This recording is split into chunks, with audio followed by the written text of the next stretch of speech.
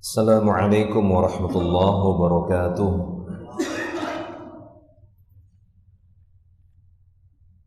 Innal hamdalillah nahmaduhu wa nasta'inuhu wa nastaghfiruh wa na'udzu billahi min shururi anfusina wa sayyiati a'malina. Man yahdihillahu fala mudilla lahu wa man yudlil fala hadiya lahu. Ashhadu an la ilaha illallah wahdahu la syarika lahu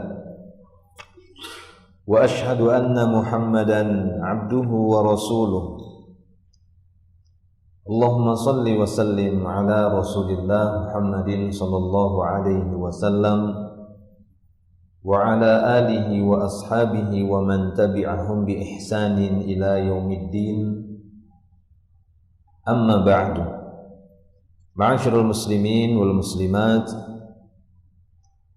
al ikhwan wal akhwat, wal aba wal ummahat, rahimani Allah wa iyyakum ajma'in. Alhamdulillah, segala puji hanya milik Allah Subhanahu wa ta'ala. Senantiasa kita terus memuji-muji Allah Subhanahu wa ta'ala dan bersyukur atas segala nikmatnya. Pada kesempatan pagi hari ini kita akan lanjutkan kembali rangkaian kajian kita di setiap Ahad, membahas tentang panduan keluarga sakinah. Dan insyaallah pada pertemuan kali ini kita akan melanjutkan pembahasan dari subjudul Tata Cara Pernikahan dalam Islam. Sudah kita bahas sebelumnya yang A, bagaimana khitbah beserta hukum-hukum yang berkaitan dengan khitbah.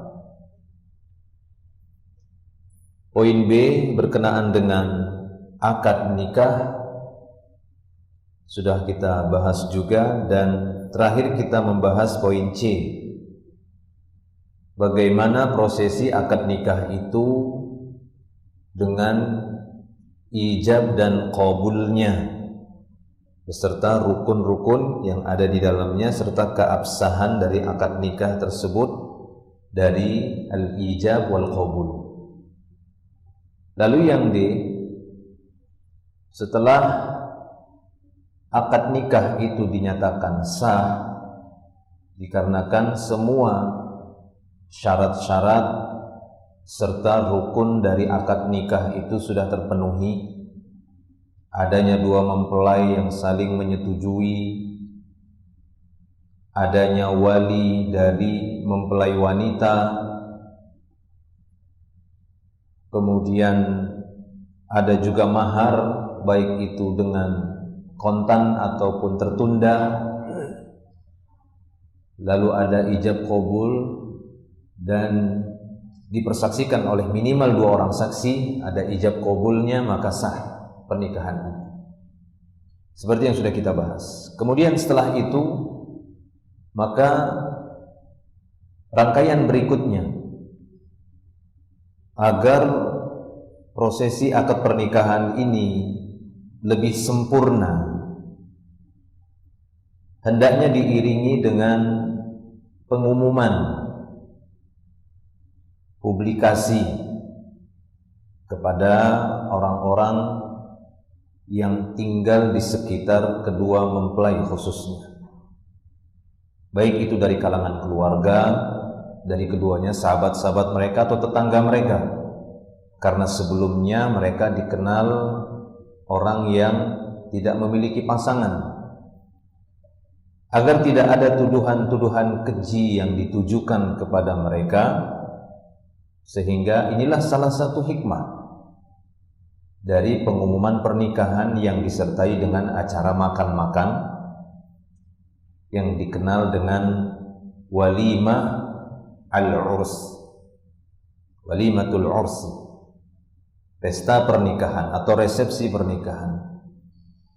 Nah, itu poin D yang akan dibahas oleh penulis di sini, Dari bab yang ke-6 kita membahas poin D, walimatul urs, resepsi pernikahan. Nah, di sisi lain saya ingin memberikan sebuah hikmah di balik walimah-walimah yang ada di dalam Islam. Itu memang berkaitan dengan ini, walimah pernikahan. Kemudian sering disebut juga walimatul aqiqah. Kemudian juga sering disebut dengan walimatul khitan. Nah, yang paling masyhur memang adalah walimatul urs, pesta pernikahan. Dilihat dari beberapa sudut pandang memang lebih layak dan seharusnya itu lebih digaungkan walimatul urs ini. Walaupun sebenarnya yang menjadi tujuan itu bukan sebatas memeriahkan acara pernikahan. Karena kalau kita ingin melihat tujuan menikah apa, seperti yang sudah kita bahas sebelumnya, apakah hanya sebatas melampiaskan syahwat? Tidak. Ada banyak hikmah-hikmah yang sudah kita bahas sebelumnya dari disyariatkannya pernikahan. Salah satu yang paling utama adalah agar mendapatkan keturunan, sehingga kehidupan manusia itu berlanjut. Makanya haram hukumnya melakukan tabattul, mengebiri diri, nggak mau menikah. Haram hukumnya dengan alasan ibadah tidak mau menikah, seperti perbuatan bid'ah dari kaum ruhbaniyah, dari kalangan Nasara. Sudah pernah kita bahas. Nah, jadi tujuan utamanya itu adalah untuk memperoleh dan mendapatkan keturunan. Walaupun ada sebagian dari pasangan suami istri yang belum mendapatkan karunia dari Allah Ta'ala berupa anak ataupun keturunan. Tapi mayoritas kita dapati memiliki keturunan. Nah, oleh karena itu, di sisi lain kita dapati acara-acara pernikahan dari 3 tadi yang kita dapat, walimatul urs, walimatul aqiqah, dan walimatul khitan. Ini biasanya yang paling meriah walimah yang mana? Kayaknya sepakat nih atau pengalaman. Padahal pernikahan itu bukan tujuan, bukan berhenti sampai di situ. Yang penting udah nikah, udah selesai, kan enggak. Masih berjalan begitu panjang dari perjalanan dari proses nikah tadi. Muamalah dalam keluarga antara suami istri, belum lagi punya anak, ada tugas baru, iya kan? Nah, anak itu kan tujuan tadi, salah satu hikmah. Tujuannya untuk menikah salah satunya untuk mendapatkan anak, memperoleh keturunan. Sehingga kalau kita mau melihat dari sisi logikanya, saya jelaskan begitu. Kalau dalil sih memang hampir berimbang. Tapi kalau kita ingin melihat saat beliau membahas tentang masalah akikah, itu jumlah kambing dibedakan. Anak laki-laki sama anak perempuan. Yang itu tidak dibedakan waktu walimatul urs. Ya kan? Nggak dibedakan waktu walimatul urs. Tiada hadisnya itu. Walimah walaupun seekor kambing. Tapi ketika akikah ada isyarat untuk 2 ekor kambing bagi anak laki-laki. Sehingga dari sini bisa kita dapati semacam sinyal, kan tujuannya ini udah kecapai. Mana rasa syukur kalian? Mana rasa syukur kalian kepada Rabb kalian yang sudah mewujudkan impian kalian punya anak? Kok malah habis-habisan di waktu walimah pernikahan? Bukan berarti itu terlarang, selama tidak ada keharaman ya di dalamnya. Cuma kan sangat disayangkan. Ya. Makanya terkadang saya dapati ada sih orang-orang yang waktu walimatul urs betul-betul biayanya pas-pasan kan begitu. Ketika memperoleh anak satu, Allah naikkan rezekinya. Biasanya begitu. Itu hampir rata-rata seperti itu, umum. Ketika masuk anak satu, meningkat. Ya, rezeki seseorang itu. Anak dua naik lagi, anak tiga naik lagi. Apa tujuannya, apa hikmahnya? Ini kan sinyal dari Allah Ta'ala bahwa itu satu, anak itu tidak membawa ya berkurangnya rezeki kan begitu, bertambah. Itu pengalaman semua. Dimana dulunya dia sebelum menikah kan begitu, biasa-biasa saja, ataupun dia sebelum menikah memang sudah punya penghasilan, tapi setelah menikah kemudian mempunyai anak satu, dua, tiga. Nah, itu sinyal untuk menunjukkan, ya, digandengkan tadi dengan dalil-dalil yang menunjukkan adanya yang mengarah kepada itu. Artinya bukan di sini seharusnya lebih kita meriahkan, kan begitu ya. Walaupun tidak ada dalil mengharuskan, mewajibkan, ya, tapi ini perlu untuk diperhatikan secara fikihnya, kan begitu ya, kajian ilmiahnya. Ya, nanti akan kita lihat di sini dari kadar kambing yang diperintah oleh Nabi itu ternyata ada sisi beda ketika akikah, lahirnya anak. Kenapa? Karena itu tujuan, udah Allah wujudkan. Ini loh karunia Allah dengan sebab usahamu menikah. Allah wujudkan ini, punya anak. Nah, maka mana rasa syukurnya? Tanda syukur itu kan dengan apa yang Allah berikan, dengan karunia rezeki yang sudah Allah berikan. 2 kambing dengan laki-laki 1. Kalau lebih dari itu, kata perawan, itu lebih utama, makan kan begitu. Sebagai wujud rasa syukurnya, membuktikan rasa syukurnya kepada Allah Subhanahu wa taala, memberikan makan gratis untuk saudara-saudaranya. Ya.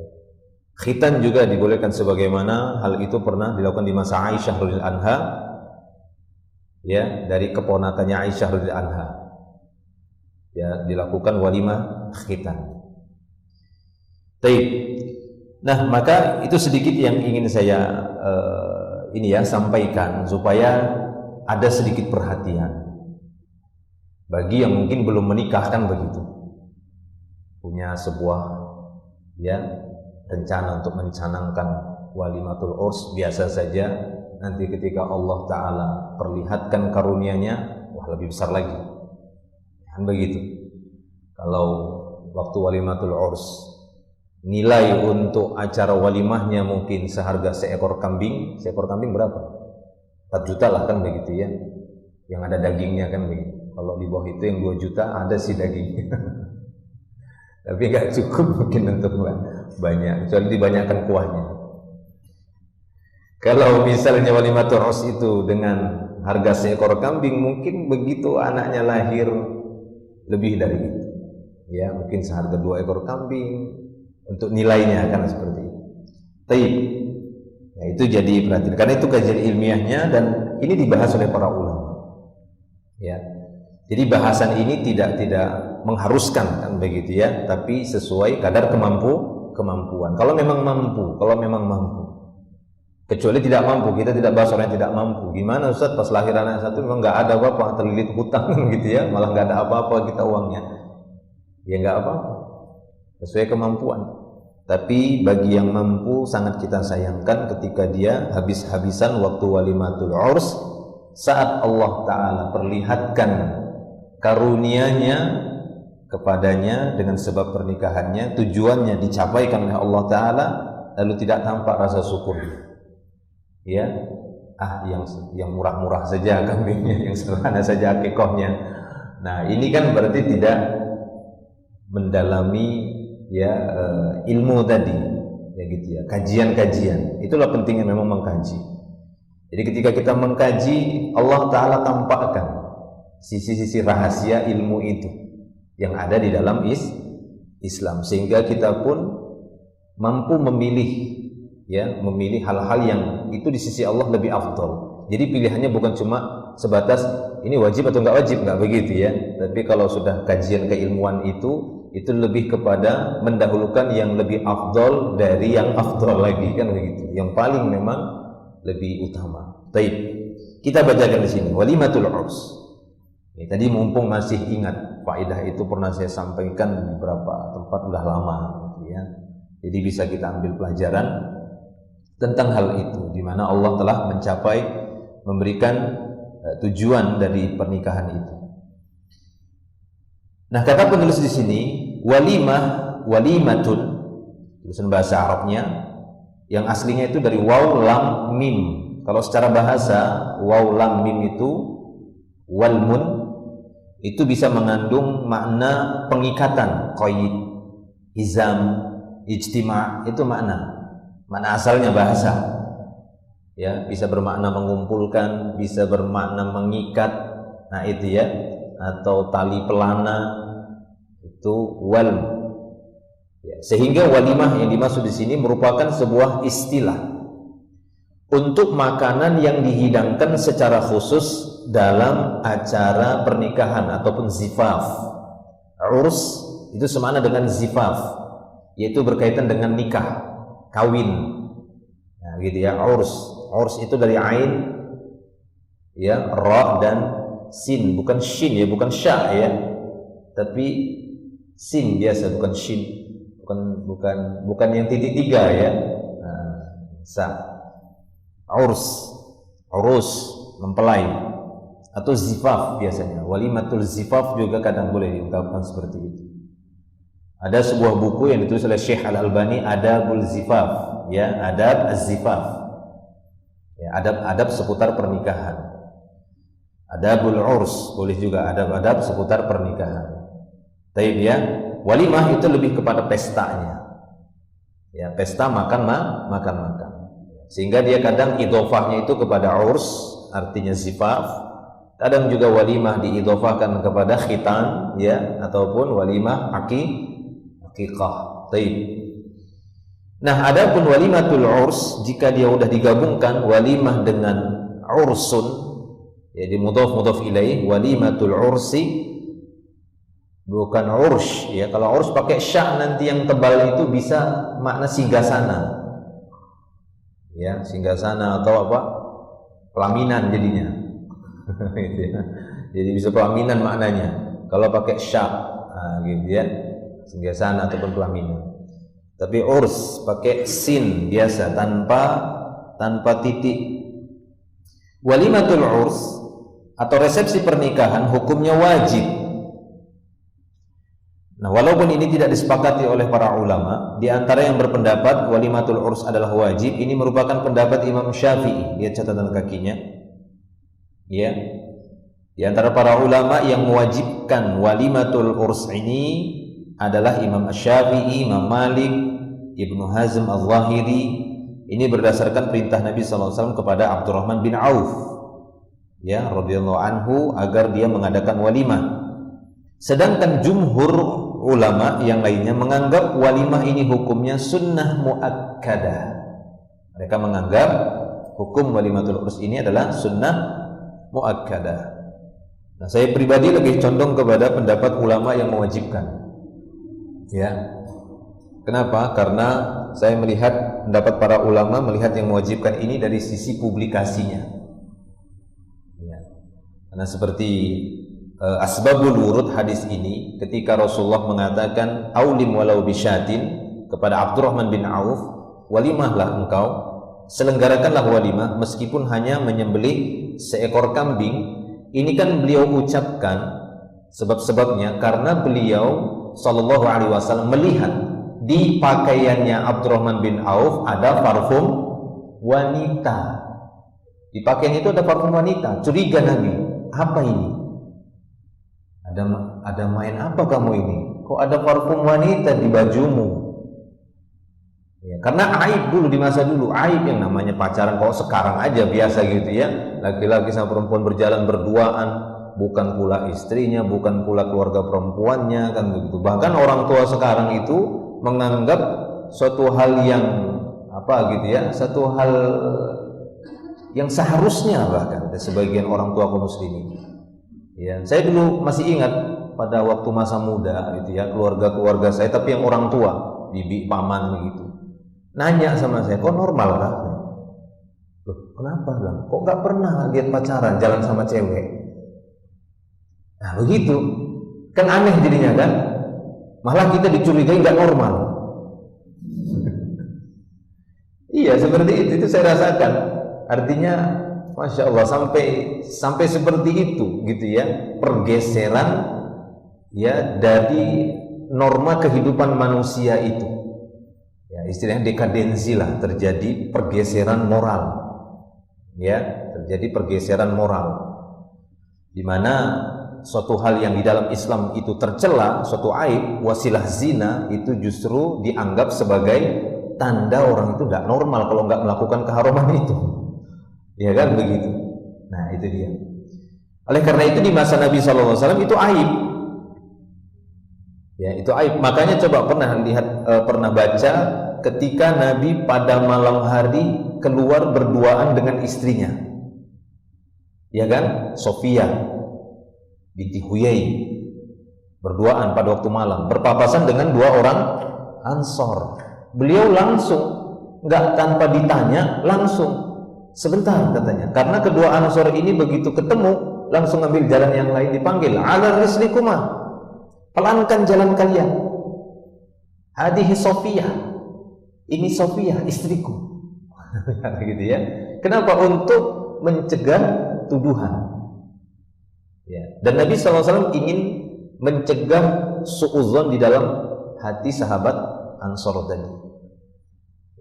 Nabi mengatakan, aku tidak khawatir diriku tertimpa fitnah, tapi aku khawatir syaitan menimpakan fitnah di dalam hati kalian. Karena suudzon kepada Nabi itu kafir.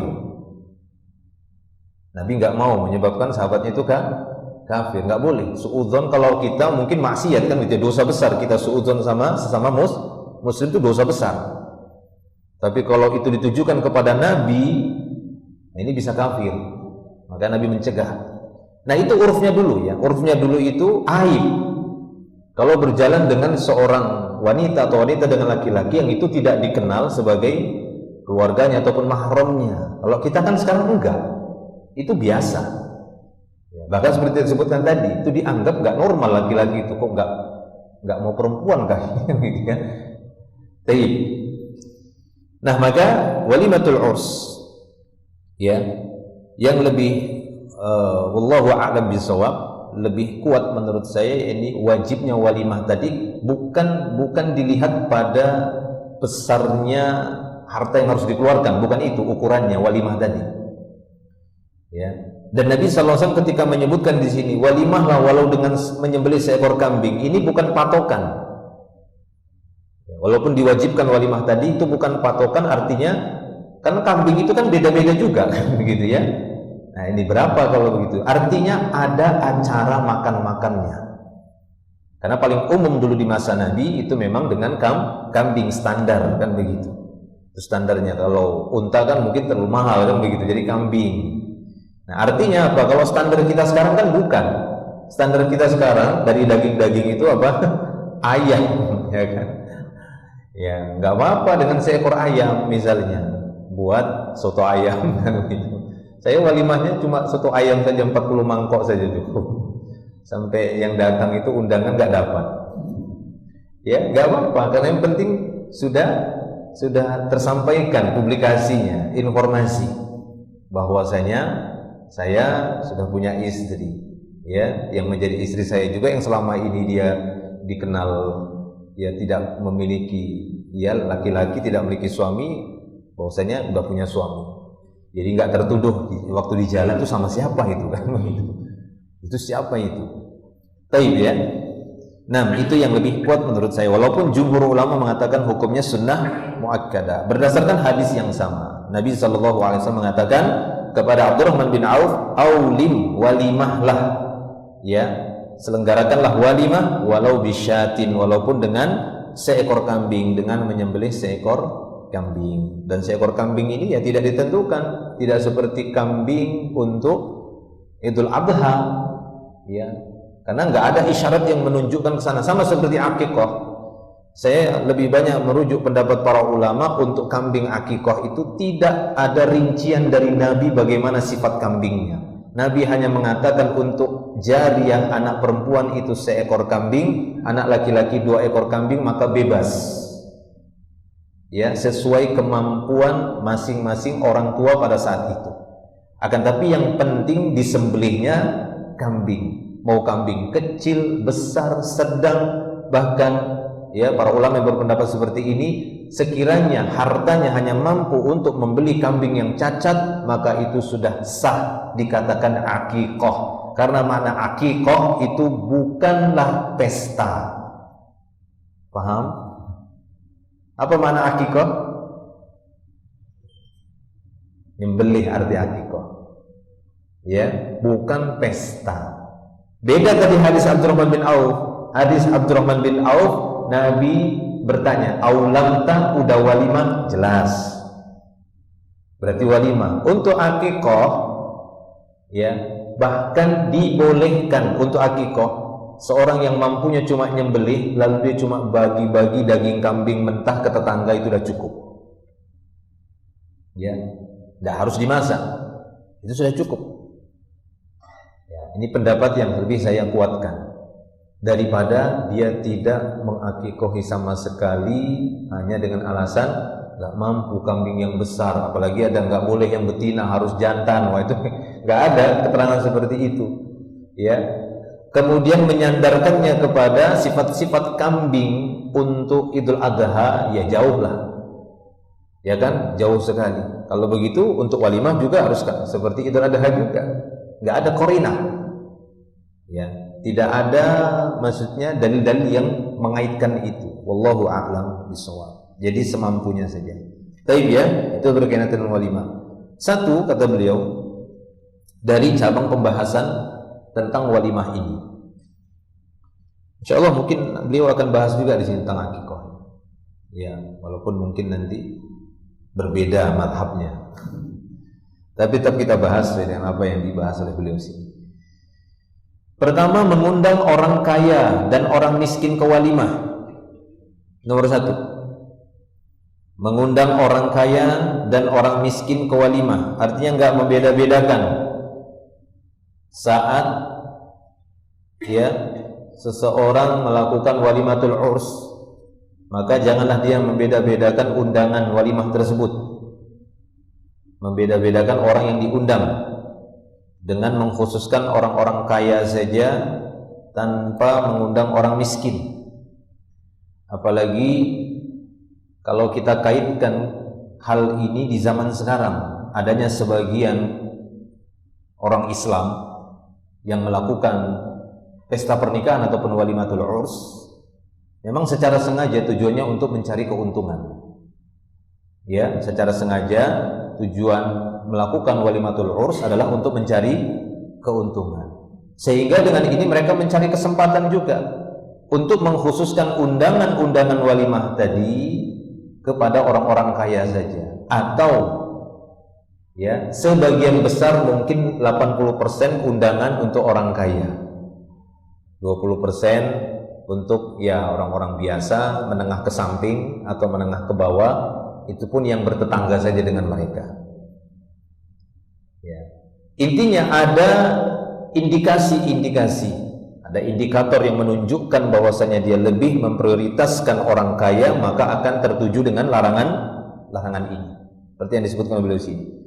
Ya, Nabi SAW memberi peringatan kepada orang-orang yang mengadakan walimah agar tidak hanya mengundang orang kaya, tapi hendaknya diundang pula orang-orang miskin. Karena makanan yang dihidangkan untuk orang-orang kaya saja adalah seburuk-buruk hidangan, sejelek-jelek hidangan. Ini sabda Nabi kita SAW, syarrut ta'ami ta'amul walimah. Jelas-jelas beliau mengatakan ta'amul walimah, yud'a ilaihal aghniya'u wa yutrakul masakinu, faman lam ya'ti da'wah faqad 'asallaha wa rasulah. Kata beliau sallallahu alaihi wasallam, makanan paling buruk adalah makanan walimah yang hanya mengundang secara khusus orang-orang kaya saja untuk memakannya, sedangkan orang-orang miskin itu tidak diundang. Nah itu dia. Lalu beliau menyebutkan barang siapa yang tidak menghadiri undangan walimah maka dia bermaksiat kepada Allah dan Rasulnya. Itu ada bahasannya. Tidak mau datang walimatul urs maka haram hukumnya kecuali uzur, ya. Karena uzur menggugurkan wajib ataupun mahzurat itu lebih lagi itu akan menggugurkan yang wajib. Nah kita membahas tentang yang awal ini, ya, syarrut ta'amul walimah. Seburuk-buruk makanan, hidangan yang disiapkan untuk pesta, yaitu makanan pesta, makanan walimah yang dikhususkan untuk orang-orang kaya saja. Itu ya, seperti yang kita sebutkan tadi, fenomena belakangan ini mudah-mudahan sudah mulai berkurang, karena ini saya dapati dari kecil begitu. Karena saya sering ikut acara-acara, bantu-bantu acara pernikahan di kampung kan biasanya begitu. Ya. Ada saja, walaupun tidak semua ya, tidak semua seperti itu, tapi ada saja yang seperti itu dan saya punya pengalaman yang seperti itu. Ya, tapi saya dapati juga dari pengalaman membantu acara-acara pernikahan itu, ada juga yang nggak memperdulikan itu. Artinya betul-betul dia ingin membuat acara pernikahan, pesta pernikahan, ingin ngasih makan, sudah. Mau mereka mau kasih amplop, mau enggak kan begitu ya, terserahlah kan begitu. Pokoknya wis makan, katanya begitu. Senang-senang, gembira, udah begitu saja. Dia tidak peduli. Walaupun tetap aja dia letakkan kotaknya kan begitu ya. Tetap saja dia letakkan kotaknya.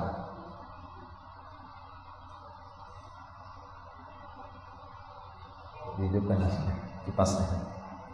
Nanti terkipai-kipai itu hijau. Baik, kita lanjutkan.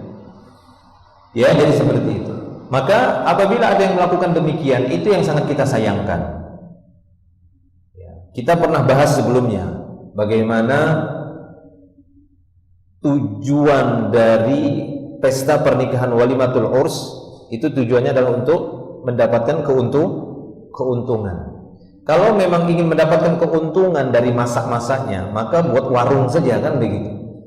Ya kan, buat warung itu jelas dapat keuntungan, akadnya juga jelas. Akad jual beli makanan. Ya. Tapi kalau bersembunyi di balik acara syariat, nah itu yang bahaya. Bersembunyi di balik acara-acara syariat yang masyru' dari walimatul urs, yang sebagian ulama mengatakan wajib, sebagian ulama mengatakan sunnah muakkadah. Berarti apa? Walimatul urs adalah ibadah. Itu pahami. Enggak ada ulama mengatakan mubah. Berarti apa? Walimatul urs itu ibadah yang berkaitan dengan harta, yang di dalamnya banyak hikmahnya, banyak keutamaannya. Itu tadi publikasi, menghindari tuduhan keji, memberi makan orang-orang yang mendapatkan pahala memberi makan. Besar nggak pahala memberi makan orang kaum muslimin? Besar pahalanya. Bahkan Nabi SAW pernah mengatakan bahwasanya makanan adalah harta kita paling afdol. Ketika ada seorang laki-laki bertanya, ya Rasulullah, apakah seorang istri harus tetap minta izin sama suami jika dia ingin mensedekahkan makanan dari rumahnya? Kata Nabi, iya, tetap istri itu minta izin. Justru kata Nabi SAW, ya, dzalika afdalu amwalina. Makanan itu adalah harta kita paling afdol. Makanya lihat paling banyak adabnya yang diajari Nabi tentang makanan, banyak sekali adabnya. Duduknya, berjamaahnya, tangannya, posisi duduknya, ya kan? Apa yang dibaca setelah ini banyak. Karena ini harta kita paling afdal. Sungguh sangat disayangkan di balik ibadah ini kita hanya mencari tujuan-tujuan duniawi saja. Terganti tapi untuk keuntungan duniawi, hilang nilai ibadahnya. Bahkan bisa jatuh kepada perbuatan riya atau tidak ikhlas. Tertolak akhirnya. Iya kalau benar dapat untung, kalau enggak udah salah niat, ya kan? Enggak dapat untung lagi, enggak balik duitnya. Udah hutang sana hutang sini katanya enggak balik lagi. Nah kan begitu. Jadi kok dibuat macam usaha walimatul urs. Ya, kalau memang ingin berniaga itu tadi, lebih bagus betul-betul jual makanan kan begitu, buat warung kan begitu ya. Buat warung, kedai dan semisalnya. Tapi tidak memanfaatkan ibadah yang satu ini, yang kata para ulama sekurang-kurangnya dia adalah sunnah itu pun muakkadah. Baik. Ya, jadi itu kata beliau sallallahu alaihi wasallam yang itu harus kita hindari. Itu satu. Kedua, mengundang orang-orang yang saleh ke walimah. Nah, lebih memprioritaskan orang-orang saleh justru bagus. Ya, enggak apa-apa. Memprioritaskan ya undangan tadi orang-orang yang saleh karena memang ada dalilnya. Lalu secara tidak sengaja misalnya kita prioritasnya itu mengundang orang-orang yang soleh. Kita pilih orang-orang yang soleh untuk yang menyantap makanan kita. Karena sebaik-baik yang berhak menyantap makanan kita adalah orang-orang yang soleh, orang yang baik, orang yang bertakwa. Lalu kita seleksi, kita pilih, terbatas undangan kita karena kita sesuaikan dengan jumlah makanan. Kita prioritaskan orang-orang yang soleh. Ini bukan aib. Ya, lalu kita dicerca, wah kamu ini masa nggak mengundang orang-orang miskin tuh, nah, miskin kan begitu. Kok orang-orang kaya saja? Ya, maka kita katakan prioritas kita pada dalil itu juga dibolehkan untuk ya mendahulukan orang-orang yang baik, orang yang saleh yang menyantap makanan kita, dan itu bukan celaan. Beda halnya tadi poin pertama, memang yang menjadi sorotannya ya secara tajam yang dia seleksi yang dia pilih adalah betul-betul orang yang kaya, ya orang-orang yang kaya raya, nggak peduli dia mau soleh ataukah tidak, itu nggak dia pedulikan. Yang penting fulusnya gede kalau ngasih kan begitu. Nah itu yang salah, itu yang tercela, dan itu yang sejelek-jelek makanan yang dibuat dihidangkan untuk orang-orang kaya saja. Adapun mengundang orang-orang yang soleh ke walimah, sebagai catatan penting kata beliau, hendaknya yang diundang orang-orang soleh, kaya maupun miskin, nah sama saja. Yang penting tolak ukurnya tadi adalah mereka urfnya, zahirnya, lahiriahnya adalah orang baik, orang yang saleh, menampakkan ketakwaan. Ini lebih utama untuk kita undang tanpa memperdulikan mereka kaya ataukah miskin, mereka kasih amplop atau tak kasih amplop, mereka kasih hadiah atau enggak ngasih hadiah, enggak peduli. Karena tujuan walimatul urs adalah ibadah. Ya. Tapi sekiranya di balik itu semua kita awalnya sudah ikhlas, tujuan kita ibadah, memberi makan kaum muslimin, orang-orang yang saleh, publikasikan pernikahan, mengumumkan pernikahan, tapi setelah itu Allah Ta'ala karuniakan rezeki yang melimpah, ya, dari balas budi teman-teman saudara-saudara yang kita undang tanpa kita meniatkan itu, lalu Allah Ta'ala takdirkan itu, maka ini tidak ada masalah. Jelas ya, ternyata yang ngasih hadiah itu tanpa kita inginkan, bertebaran di kamar kan begitu, berserakan banyak kan begitu, lebih besar daripada biaya yang dikeluarkan kan, misalnya seperti itu. Ya udah, itu suatu hal yang di luar dugaan kita. Makanya Allah Ta'ala mengatakan, wa may yattaqillah yaj'al lahu makhrajan wa yarzuqhu min haitsu la yahtasib. Kita enggak tahu dari arah mana Allah berikan kita rezeki. Yang penting kita berusaha, niatnya adalah untuk ketakwaan, untuk ibadah. Ya, terserah nanti Allah Ta'ala memberikan jalan rezeki dari manapun. Taib ya. Nabi sallallahu alaihi bersabda tentang masalah mengundang orang-orang saleh ke walimah. Beliau bersabda, la tusahib illa mu'minan. Janganlah engkau bergaul, bersahabat kecuali dengan orang-orang beriman. Jadi prioritaskan teman-teman terdekat kita adalah orang-orang mukmin, terlebih lagi yang mereka bertakwa kepada Allah Subhanahu wa taala, yang saleh. Kenapa? Karena manfaat teman yang baik, yang saleh, yang bertakwa ini manfaatnya besar. Ya, manfaatnya besar sampai kita meninggal dunia.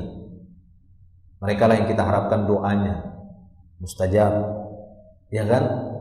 Yang dikabulkan oleh Allah Subhanahu wa taala. Doa-doa dari orang-orang yang tidak memakan harta yang haram. Ya, orang soleh namanya bertakwa, yang tidak terhalang doa mereka, sehingga saat kita meninggal lalu mereka berdoa di dekat jenazah kita, di kubur kita, memintakan ampunan, diringankan, ya, dimudahkan pertanyaan-pertanyaan, Allah kabulkan, sehingga kita mendapatkan manfaat dari teman yang baik, yang soleh tadi. Coba kalau bukan. Makanya lihat saja hadis Nabi sallallahu alaihi wasallam ketika Nabi mengatakan, mamin ya rajulin muslim ya, ma min rajulin muslim yusalli ala janazatin arba'una rajulan la yusyrikuna billah illa syafa'ahumullah, kama qala Rasulullah SAW.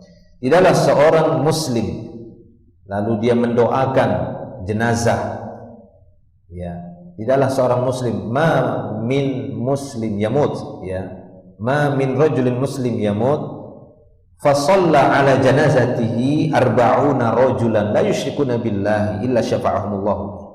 Tidaklah seorang muslim meninggal dunia lalu yang menyolatkannya atau yang mendoakannya itu ada 40 orang yang tidak menyekutukan Allah.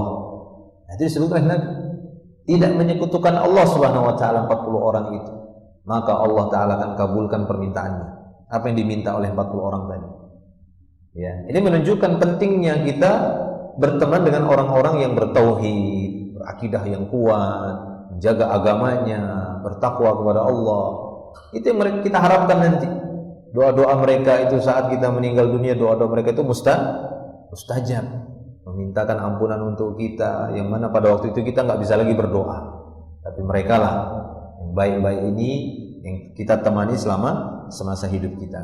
Nah, itu pentingnya kita menjaga persahabatan, pergaulan dengan orang beriman, orang yang saleh, dan menjauh dari teman-teman yang buruk, teman-teman yang jahat. La tusahib illa mu'minan, janganlah bergaul kecuali dengan seorang yang mukmin. Wala ya'kulu ta'amaka illa taqiyun, dan jangan ya menyantap makananmu kecuali orang-orang yang bertakwa. Ini prioritas dari Nabi SAW, agar kita bergaul dengan orang yang beriman dan yang mengkonsumsi makanan kita adalah orang-orang yang bertakwa. Karena manfaatnya besar. Ketika harta kita itu sampai kepada orang yang bertakwa, itu manfaatnya besar dibandingkan orang yang tidak bertakwa. Risiko harta itu sia-sia, ya, seminim-minimnya itu israf, tabdzir. Tapi yang kita khawatirkan dimanfaatkan harta kita itu untuk maksiat. Nah, itu resikonya kalau tadi kita berikan kepada orang-orang yang tidak bertakwa. Tapi ketika kita berikan kepada orang bertakwa, maka kita percaya orang bertakwa akan mengalokasikannya, memanfaatkannya, menggunakannya kepada ketakwaan juga. Oleh karena itu Nabi SAW mengatakan la ba'sa lil ghina liman ittaqa. Sebenarnya nggak ada masalah kekayaan itu bagi orang yang bertakwa. Yang akan buat masalah itu kalau harta kekayaan itu jatuh ke tangan orang-orang yang berbuat maksiat, ya, berbuat kerusakan. Dengan harta itu dia merusak sana sini, berbuat jahat ke sana sini. Ya, oleh karena itu bagi orang-orang yang punya program untuk mentakwakan dirinya, semangat juga kerja cari uang. Iya.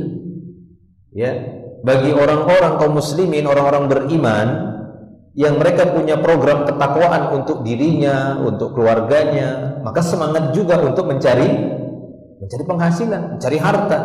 Karena kata Nabi nggak ada masalah ketika harta itu berada di tangan orang yang bertakwa. Ya. Jangan punya program ketakwaan tapi malas kerja kan. Karena dengan hartanya itu dia bisa memanfaatkan banyak yang bisa dia bantu, banyak yang bisa dia kerjakan dari pintu-pintu kebaikan. Dengan sebab dia banyak yang tertolong, terbantu. Dengan sebab dia banyak orang-orang yang mendapatkan manfaat. Ya, taib. Kita masuk yang berikutnya. Yang ketiga, wajib menghadiri undangan walimah. Ini kita sebutkan tadi ya. Walaupun tadi di hadis yang pertama tadi sudah disebutkan sana, faman lam ya'ti da'wah faqad 'asa Allah wa rasulah. Siapa yang enggak mendatangi undangan walimah, undangan makan, ya maka dia telah durhaka kepada Allah dan Rasulnya. Nah, yang ketiga ini beliau mengatakan wajib menghadiri undangan walimah. Sejumlah ulama mengatakan bahwasanya kewajiban untuk memenuhi undangan ini, karena di sana ada hadis yang lain, hakul muslim alal muslim. Hak muslim bagi muslim yang lainnya itu ada 5, dan menyebutkan 6 itu ya. Salah satunya ijabatud da'wah, raddus salam, menjawab salam. Jadi ya, di antaranya ijabatud da'wah, menjawab undangan. Sejumlah ulama mengatakan maksud menjawab undangan di sini adalah undangan walimah yang disyariatkan saja, yaitu walimatul urs. Ada sebagian mengatakan oh tidak hanya pesta karena sebab akad nikah saja, tapi seluruh acara makan-makan, undangan makan. Tapi kayak undangan, misalnya undangan pertemuan kan begitu ya, undangan apa kan begitu ya, undangan ngopi kan begitu ya. Itu tidak harus kan begitu ya. Artinya undangan makan di situ betul-betul dihidangkan makanan. Saudara kita udah capek-capek masak, itu ada unsur wajib di sana. Walaupun itu tidak berkaitan dengan pesta atau tidak berkaitan dengan akad nikah. Wallahu a'lam bishawab. Ya. Orang yang diundang menghadiri walimah dia wajib memenuhi undangan tersebut. Nabi sallallahu alaihi wasallam bersabda, "Idza du'iya ahadukum ilal walimah." Nah, disebutkan walimah. Ya, walimah itu kan sebuah acara, ya, acara makan-makan sebenarnya. Jadi secara bahasa al-walimatu kullu ta'amin. Nah, begitu ya. Setiap makanan yang memang dia dibuat, sengaja dibuat kemudian untuk dihidangkan kepada orang-orang. Itu namanya walimah. Nah, idza du'iya ahadukum ilal walimah falyatiha. Apabila salah seorang dari kalian diundang menghadiri acara walimah, maka datangilah. Ya, Allahu a'lam bishawab. Saya juga lebih menguatkan itu tidak semua undangan gitu ya. Kayak undangan rapat kan begitu ya. Misalnya. Tapi bukan berarti oh pas sudah ini. Dalil ini untuk saya bahwasanya nggak wajib undangan rapat. Ya, makanya undangan rapat itu sering dibumbui dengan ada makannya. Biar jadi pengikat harus datang gitu ya. Kalau nggak datang ini gara-gara kamu terbuang makanan, jadi datang ya. Baik. Ya, wallahu a'lam bishawab. Tapi kalau kita lihat di sini, undangan-undangan yang dimaksud di sini adalah undangan walimah yang di dalamnya memang secara sengaja ya mengundang orang-orang karena dia masak-masak ya, ataupun menyiapkan makanan yang cukup banyak sehingga sampai ini ya merembet lah kan begitu ya, sampai bercabang kepada pembahasan kapan boleh makan kenyang, sampai seperti itu ya. Para ulama membahas kapankah orang-orang Islam ini, orang-orang beriman ini boleh makan kenyang, karena dibenci makan kenyang itu tiap hari, setiap makan itu kenyang ya, karena ini nanti akan menjadi seburuk-buruk manusia yang paling lapar nanti pada hari kiamat adalah orang yang paling sering kenyang di dunia. Ini celaan, terlalu sering kenyang semasa di dunia, setiap makan dia kenyang. Sehingga di sana dibahas oleh para ulama, kapankah ya selayaknya orang-orang beriman ini makannya itu kenyang, betul-betul kenyang sampai susah, yang betulnya susah berdiri sudah gitu ya. Yaitu diantaranya saat diundang walimah. Makanya kalau kita diundang walimah itu jangan malu-malu kucing. Ini kesempatan kan begitu. Makanya seperti para ulama seperti Imam Syafi'i ini kan para a'imah itu kan orang-orang yang sedikit makannya. Tapi ketika udah diundang itu, ya maka mereka nggak mau tahu sudah makan betul kan begitu. Rasulullah SAW juga begitu. Beliau biasanya kalau kenyang itu saat diundang makan. Tapi kalau di luar itu beliau akan puasa ketika nggak ada makanan di rumah. Ya, kalaupun ada makanan beliau hanya memakan aswadan. Itu aswadan itu kurma sama air putih saja. Itu saja. Ya. Kalaupun beliau makan daging-daging, ya beliau biasanya daging aja. Itu kebiasaan cara makan Nabi, makanya sehat Nabi, nggak campur-campur kayak kita gitu ya. Campur ini, campur itu, campur ini. Dia daging aja kan begitu. Paling nanti sama air putih atau sedikit kuah saja, buah ya buah saja, atau kalau kurma itu dengan air. Taib. Nah itu ya berjamaah juga Allah Subhanahu wa taala. Jadi walimah itu lebih utama adalah walimah makan-makan gitu ya. Dan pada walimah itulah seorang mukmin dengan sikap kezuhudan. Ketika kita ingin mencapai tingkat zuhud, terutama dalam mengelola ataupun mengkonsumsi makanan, memang itu tadi, upayakan kita kenyang itu, yaitu tadi pada saat walimah ya. Bukan berarti kalau nggak ada walimah nggak boleh kenyang, boleh silahkan kan begitu ya. Cuma kurang disukai atau ini perkara yang makruh jika seorang, bukan haram ya, tapi ini perkara yang tidak disukai, setiap makan itu sampai kekenyangan. Sampai berdiri saja susah kan begitu kan, sampai bernapas saja susah. Nah itu ya, nah, itu kalau tiap saat, nah itu yang sangat dikhawatirkan. Jadi, karena Nabi SAW mengajari kita manajemen makan. Manajemen makan itu kan bagi 3, kantong perut itu bagi 3, itu manajemen makan yang sesuai sunnah Nabi SAW dibagi 3, sepertiga untuk nafas, sepertiga untuk makanan, dan sepertiga untuk minuman. Itu bagi 3, ya. Itu minimalnya. Tapi kalau sampai kita bagi nanti makanan setengah, minuman setengah, terus napasnya di mana? Nah, kan begitu. Bisa napas kan begitu ya. Kalau kurang dari itu lebih bagus kan begitu ya. Setengah untuk napas, 25% untuk makan, 25% untuk minum, itu lebih bagus lagi. Sehat badannya. Baik, yang keempat, memenuhi undangan walimah hukumnya wajib. Ya. Memenuhi undangan walimah hukumnya wajib meskipun orang yang diundang sedang berpuasa. Ya, kalau tadi yang keempat wajib menghadiri undangan. Nah, gitu ya. Nanti akan ada sini alasan boleh untuk tidak menghadiri undangan, itu yang kelima. Memenuhi undangan walimah hukumnya wajib meskipun orang yang diundang itu sedang puasa. Hal ini berdasarkan sabda Nabi SAW, kecuali puasa Ramadan lah ya. Kelewatan itu puasa Ramadan, ngundang siang hari Ramadan walimah. Ya, kalaupun acara akad nikahnya pada waktu puasa kan begitu ya. Akad nikahnya pada siang hari Ramadan, maka ya malam pengantinnya ya malam kan begitu ya. Walimahnya itu dibuat malam. Tapi sah nggak akad nikah itu kalau siang hari Ramadan? Sah saja gitu ya. Cuma nah, malam pertamanya namanya juga malam pertama kan gitu ya, malam, nggak ada siang pertama. Malam pertamanya ya malam Ramadan. Makan-makannya juga diupayakan malam. Baik. Hal ini berdasarkan sabda Nabi SAW, "Idza du'iya ahadukum ila ta'amin falyujib." Jika seorang dari kalian diundang makan. Nah, itu dia. Jadi ini keumuman. Walaupun sebagian ulama mengatakan kata ta'am di sini adalah ta'amul walimatil urs. Tapi sebagian mengatakan enggak. Secara umum undangan makan-makan yang enggak ada keharaman, kemungkaran di dalamnya, wajib bagi kita untuk menghadiri undangannya. Apakah tadi karena akikah, apakah karena khitan, atau memang dia mengundang makan-makan yang istilah kita sering menyebutnya tasyakur. Nah, gitu ya, syukuran. Ya, syukuran misalnya ya apalah gitu yang sifatnya spontanitas kan begitu ya.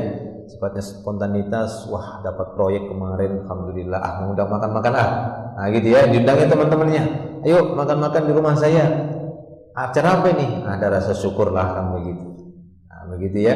Atau yang lainnya yang di dalamnya sebatas makan-makan, maka itu wajib memenuhi undangan makan tersebut. Baik, idza du'iya ahadukum ila ta'amin falyujib. Jika seorang dari kalian diundang makan, maka penuhilah undangan itu, jawablah.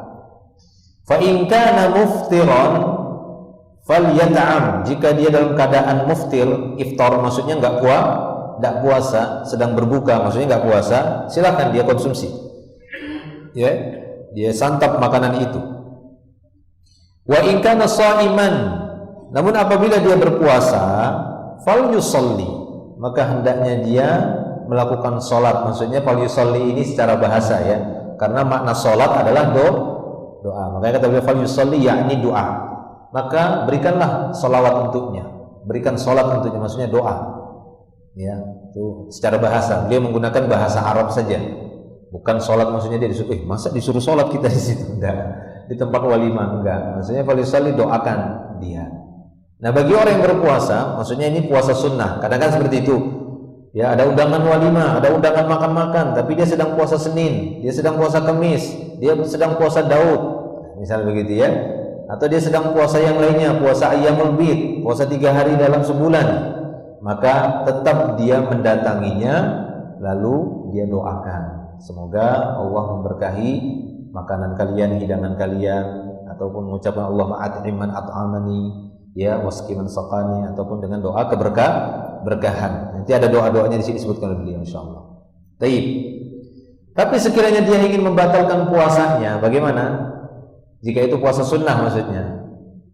Nah, bagaimana? Boleh atau tidak?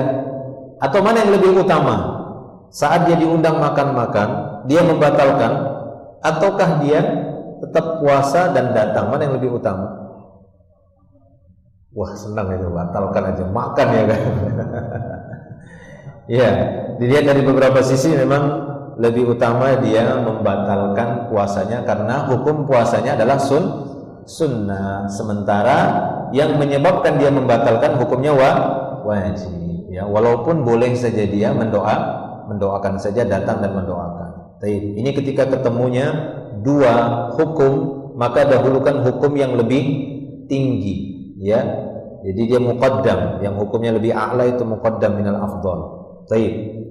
Sama seperti contohnya itu ketika kita sedang sholat sunnah, tiba-tiba iqamat. Nah, maka yang membatalkan sholat sunnah ini bukan kita pada dasarnya, tapi karena ada kewajiban untuk mengikuti sholat wajib. Ya, idza uqimatis shalah fala sholata illa maktubah. Kata Nabi, jika udah ada iqamat sholat, nggak ada lagi sholat kecuali sholat wajib. Nah, itu dia. Contoh-contoh lainnya banyak insyaallah. Baik, yang kelima, alasan dibolehkan untuk tidak menghadiri walimah. Jika yang diundang memiliki alasan yang kuat atau karena perjalanan jauh sehingga menyulitkan atau kesibukan yang memang sulit untuk ditinggalkan, maka boleh baginya untuk tidak menghadiri undangan tersebut. Ya, boleh saja. Hal ini berdasarkan riwayat dari Atha bahwa Ibnu Abbas pernah diundang dalam acara walimah, sementara ia sendiri sibuk mengurusi pengairan waktu itu, irigasi. Ini kalau tidak diselesaikan, ya sampai malam ini kan gitu ngerjainnya. Kalau nggak diselesaikan bisa mati tanaman-tanaman ini. Ya, penghidupan saya, penghasilan saya bisa nanti rusak usaha saya, kan begitu, kebun saya bisa mati, pohon-pohonnya. Nah, maka pada waktu itu ia pun berkata kepada orang-orang, datangilah undangan saudara kalian, sampaikan salamku kepadanya dan infokan, kabarkan bahwa aku sangat sibuk sekali. Nah, gitu ya. Kita pun harus berhusnuzon ya dengan teman-teman kita saat sampai ke telinga kita, sampai kepada kita sedang melakukan acara makan-makan yang mengundang, lalu datang informasi bahwasanya dia sedang sibuk. Jangan kita mengatakan sibuk apa sih? Nah, begitu ya. Kadang setan itu ya begitu ya, setan itu ya menghembuskan dalam hati kita itu bibit-bibit permusuhan, bibit-bibit kebencian, ya, sehingga langsung terbetik suudzon tadi dalam hati kita, ya kan? Kenapa? Karena saking terbiasa kita bersuudzon, jadi mudah sekali dia menggelincirkan. Aduh, dia nggak bisa datang, sibuk. Nah, langsung kan begitu kan, sibuk apa ya? Terima saja, karena hukum asalnya orang-orang beriman itu harus dipercaya. Kecuali tadi dari orang-orang kafir. Jangan kita lebih mempercayai orang-orang kafir. Ketika orang kafir yang kita undang dia bilang saya sibuk, langsung kita kan gitu ya, kita terima pernyataannya. Tapi begitu saudara kita sama Islam, ragu kita dengan pernyataannya, dengan uzurnya. Nah, jangan, ya, kita percaya saja. Baik, itu dia. Jadi apabila ada kesibukan yang memang sulit sekali untuk ditinggalkan, nggak mungkin, itu boleh sebagai alasan untuk tidak menjawab undangan atau menghadiri undangan, ya. Atau uzur-uzur yang lain, mungkin karena jarak yang begitu jauh, undangannya di Samarinda misalnya, atau di Bontang kan begitu kan, undangannya di Jakarta, ya, ataupun masih satu kota tapi memang jaraknya cukup jauh kan begitu, nggak memungkinkan kita untuk pulang pergi ke rumah sementara ada juga urusan kita yang lain yang menyibukkan, maka nggak apa-apa. Ya, apalagi sekarang kan sudah media-media komunikasi, ya, telepon dan semisalnya itu sudah insya Allah komplit lah. Kita bisa menggunakan berbagai macam sarana-sarana ya untuk mengantarkan berita atau informasi kepada teman kita bahwasanya kita tidak bisa hadir, sampaikan salam dan doa kita sampaikan kepadanya, maka insya Allah itu tidak mengapa. Baik. Kemudian hal-hal yang disunnahkan bagi orang yang diundang menghadiri walimah.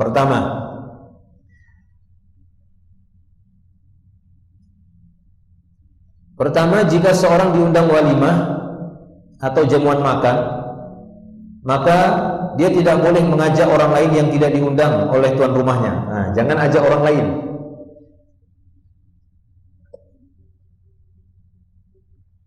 Misalnya ada undangan kepada yang terhormat, atau kami mengundang Bapak Rofi'i ya ke acara walimah pernikahan anak kami. Maka yang berangkat itu siapa? Saya saja. Jelas ya? saya saja yang berangkat, karena yang diundang saya, Bapak Rofi'i, bukan bapaknya saya, udah meninggal. Ya, tapi kalau disebutkan di sana mengundang Bapak Rofi'i dan keluarga. Nah, urufnya yang dimaksud keluarga bukan keluarga besar, tapi maksudnya keluarga di sini adalah istri dan anak. Itu biasanya urufnya kita begitu.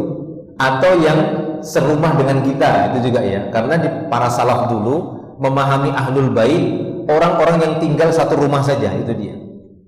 Makanya ada pembahasan para ulama, ya, cukup masalah sembelihan Idul Adha, satu ekor kambing itu mewakili ahlu bait. Maksudnya mau berapa kakak pun, tapi dia satu atap, itu mewakili satu ekor kambing. Nah, gitu bahasanya para ulama. Ya, yang penting dia masih keluarga. Kan ada kan satu rumah itu sampai empat kepala keluarga, ada gak? Ada, gitu ya. Rumahnya besar kan misalnya gitu, ataupun yang kecil tapi ada 4 kakak, satu ekor kambing itu mencukupi satu rumah itu.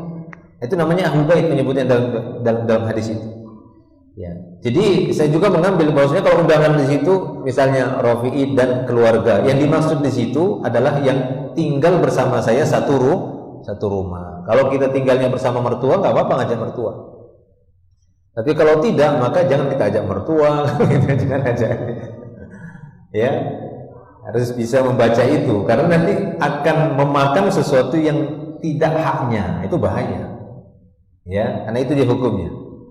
Memakan sesuatu yang bukan haknya itu kan mengarah kepada keharaman jadinya. Ya, baik. Kecuali memang kita minta izin dari sahibul walimah dan dia mengizinkannya. Nah, itu tidak apa-apa karena itu makanan dia yang akan kita santap. Nah, itu disebutkan dalam hadis ini ya. Ini berdasarkan riwayat dari Abu Mas'ud Al-Ansari radhiyallahu anhu, dia berkata, "Ja'a rajulun minal ansari yukna Abu Syu'aib." Ada seorang laki-laki dari kalangan Ansor, kunyahnya itu Abu Syu'aib. Faqala li ghulam, dia berkata kepada pembantunya. Ya, itu lebih kepada makna ghulam ini insyaallah pembantu atau budak ya, atau anaknya. Ya, lahu qassab. Ya, ini seorang pembantunya ataupun budaknya yang memang jago untuk ngolah daging. Ya, motong-motong daging. Ij'al li ta'aman. Dia perintahkan kepada pembantunya tadi, budaknya, coba buatkan aku makanan. Buatkan aku sebuah ya makanan yakfi khamsah, yang mencukupi untuk 5 orang. Nah, gitu ya. Kadang kan begitu ya, undangan-undangan itu kan biasanya itu akan ditanya sama orang yang mahir di dalam membuat makanan-makanan gitu ya, pesta. Untuk berapa orang Pak? Kan gitu ya.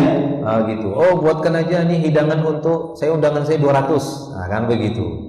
Dan udah dia siapkan kan itu kan undangan untuk 200 orang tadi.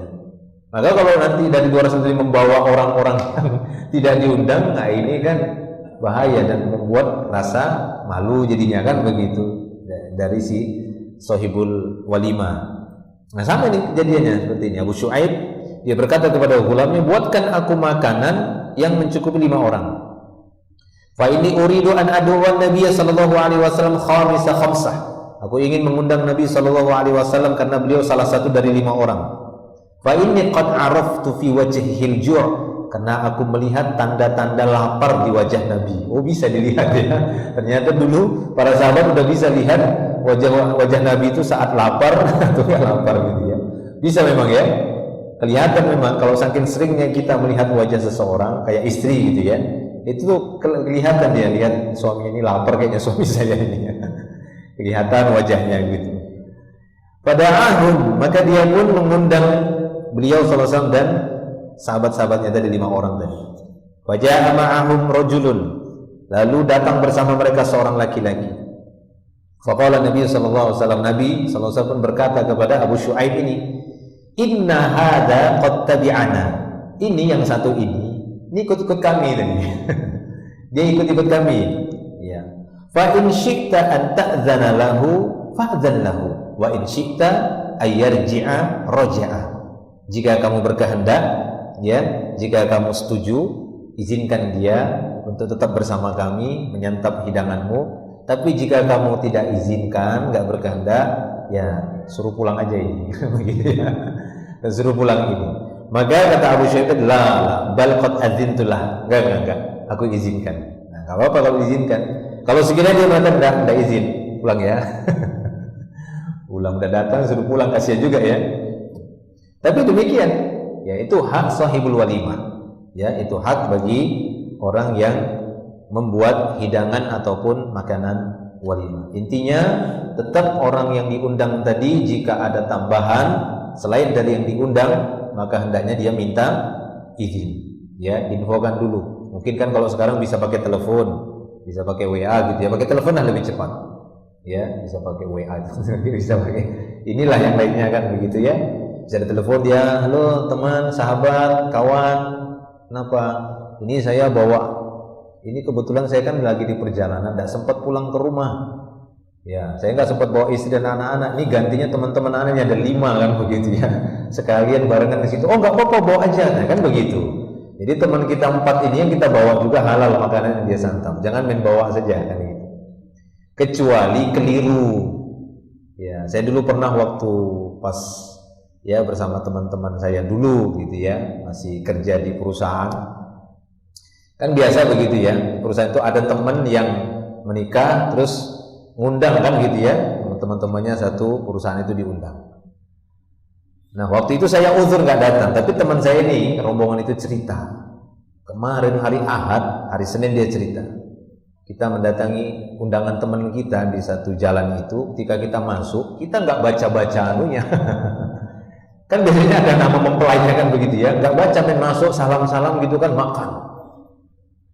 Sudah selesai kenyang, kemudian kita mau ngasih amplop gitu kan di tempat pelaminan kan begitu ya. Kok bukan teman kita? Tanya, Pak, atas nama ini mana? Oh, masuk ke dalam lagi. Pak, izin Pak, udah makan. Oh ya nggak apa-apa. Akhirnya amplopnya nggak jadi dikasih. Pergi lagi ke tempat temannya, ketemu, nah di situ. Jadi makan 2 kali. Tapi alhamdulillah udah minta izin. Makanya dilihat dulu, pastikan kan begitu ya. Pastikan ini betul-betul acara walimahnya. Jangan udah masuk dah enak makan kan begitu ya. Sekalinya lain yang walimah. Taib. Itu dia. Kemudian yang kedua, mendoakan sahibul hajat atau sahibul walimah, tuan rumah setelah makan. Ini dia adabnya juga. Doa yang disunnahkan untuk diucapkan ini ada beberapa ya. Bisa dengan Allahumma ighfir lahum warhamhum wa barik lahum fima razaqtahum. Ini enggak harus di depan sahibul hajat ya, enggak harus. Tapi intinya setelah acara lah gitu ya, setelah acara masih di situ juga nggak apa-apa, tapi tidak mengharuskan ini harus di depan sahibul hajat, nggak harus kita doakan depan dia gitu, nggak harus. Tapi sekiranya pun dia doakan di depan sahibul hajat ini juga nggak apa-apa, nggak mengapa ya. Artinya tidak ada ketentuan, intinya setelah tadi kita menyantap makanannya boleh kita ucapkan doa ini, Allahumma ighfir lahum ya warhamhum wa barik lahum fima razaqtahum. Ya Allah, ampuni mereka, sayangi mereka, berkahilah apa yang Engkau rezekikan kepada mereka. Atau dalam riwayat Muslim disebutkan lafalnya Allahumma barik lahum fima razaqtahum waghfir lahum warhamhum. Ya Allah, berkahilah apa yang telah Engkau karuniakan kepada mereka serta ampunilah mereka dan sayangi mereka. Atau boleh dengan lafaz Allahumma at'im man at'amani wasqi man saqani. Ya Allah, beri makan orang yang memberi kami makan, beri minum orang yang memberi aku minum. Atau boleh dengan lafaz aftara indakumus shaimun wa akala ta'amakumul abrar wa sallat alaikumul malaikah. Telah berbuka di sisi kalian orang yang berpuasa. Ini tidak hanya doa yang ini ya, terakhir ini tidak hanya ketika kita diberi makan saat berpuasa di bulan Ramadan misalnya itu ya. Biasanya kan ini dibacakan saat kita mengkonsumsi makanan berbuka yang makanan itu dihidangkan oleh saudara kita, lalu kita bacakan doa ini. Tapi kata para ulama ini umum. Setiap kita menyantap makanan orang yang memberi makan kita boleh kita ucapkan ini. Ya, atau yang keempat tadi semuanya ya. Aftara indakumus shaimun. Telah berbuka di sisi kalian orang-orang yang berpuasa dan telah menyantap makanan kalian orang-orang yang baik dan para malaikat telah mendoakan kalian. Kemudian yang ketiga, mendoakan kedua mempelai. Doa yang disunnahkan untuk diucapkan adalah barakallahu laka atau boleh barakallahu lakuma. Boleh juga langsung kepada keduanya. Tapi kalau yang kita temui itu satu, di mempelai laki-laki saja, kan begitu ya. Yang perempuan bertemunya dengan mempelai wanita saja, karena biasanya yang lebih utamanya, lebih afdalnya dengan cara dipisah agar tidak terjadi ikhtilat ya antara laki-laki dan perempuan. Sehingga ketika kita datang kepada ya kaum wanita yang mendatangi mempelai wanita, mungkin bisa dirubah dengan barakallahu laki wa baraka alaiki wa jama'a bainaki, ya, wa jama'a bainakuma fi khair. Atau boleh langsung dengan kuma kedua-duanya. Barakallahu lakuma wa baraka alaikuma wa jama'a bainakuma fi khairin. Semoga Allah memberkahi kalian berdua, memberkahi pernikahan kalian berdua, dan semoga Allah menyatukan kalian berdua senantiasa dalam kebaikan. Baik. Kemudian yang ketujuh, disunnahkan menabuh rebana pada hari pernikahan. Tahu rebana ya? Band tampar. Ya kan, band tampar ini kan? Karena ada band yang pakai stick. Ya kan, makin drum band pakai stick, ini yang pakai tamparan itu. Jedang, jedung, jedang. Saya bilangnya band tampar kan begitu. Ya kan? Nah, itu dia rebana. Jadi disunnahkan, bukan boleh saja, disunnahkan ini. Ya, ketika ada acara walimatul urs, acara pernikahan, itu ada yang menabuh rebana sambil menyenandungkan ya lirik-lirik lagu-lagu, gitu ya, lirik-lirik, bukan musik. Kalau alat musiknya cuma rebana saja, jangan tambah gitar, piano, jangan, rebana saja, nggak usah dikolaborasikan dengan alat-alat musik yang lainnya. Tapi itu tadi, ya, rebana itu tadi, duf, gitu ya. Nah, itu dia. Sambil melantunkan syair-syair ataupun lirik-lirik yang itu tidak ya mengandung makna yang fasik, tidak ada makna kefasikan, ya tidak ada makna-makna kesyirikan.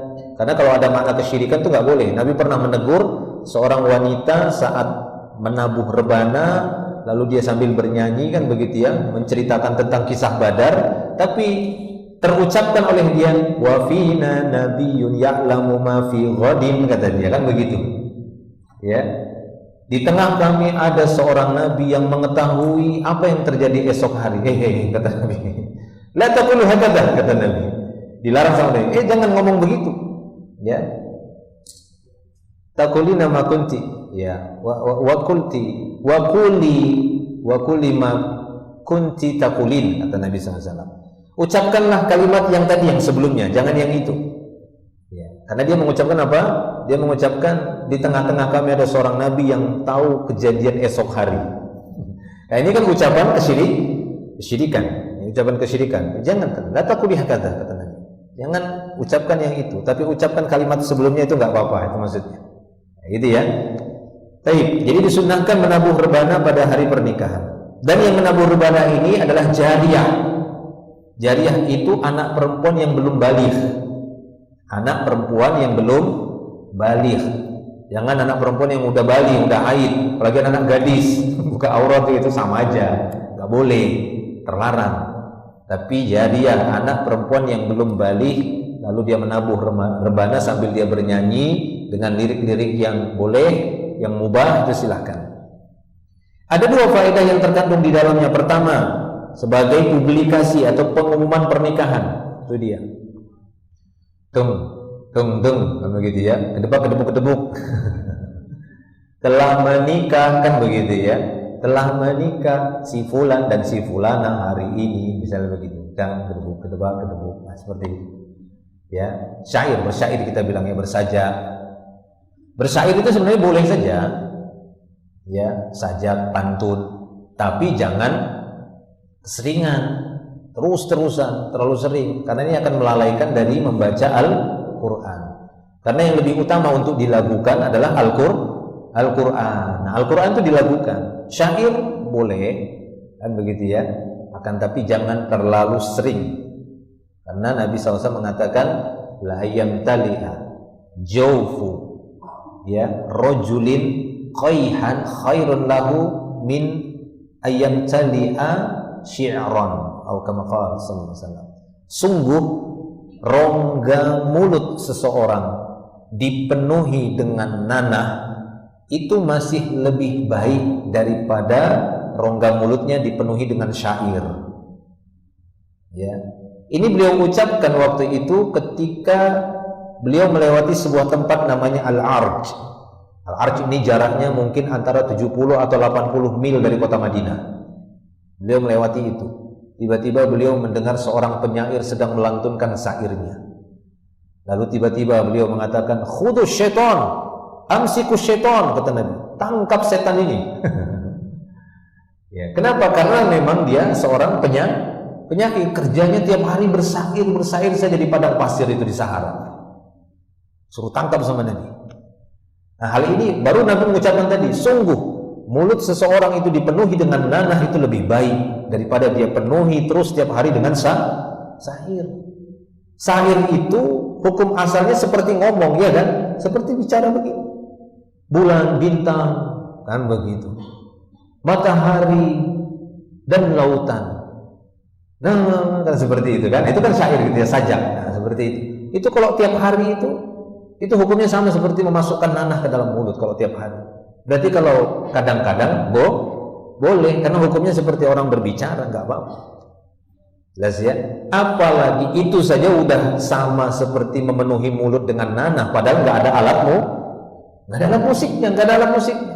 Sehingga nggak boleh pakai alat-alat itu, kecuali pada waktu walimah urs. Itu pun yang memainkan bukan bapak-bapak, bukan pula emak-emak, ya kan? Sambil kan gitu kan, ada kan? Salah lagi ngomongnya kan begitu. Ya, saya pernah dengar itu sudah ya terganggu kan begitu. Baca selawatnya juga salah, salah kan begitu ya. Pakai rebana gitu, pakai mic besar kan begitu di masjid, ya di toa. Kita yang tinggal di sekitar masjid itu nggak bisa konsentrasi kan gitu, terganggu jadinya. Ini kan hukumnya masuk mengganggu.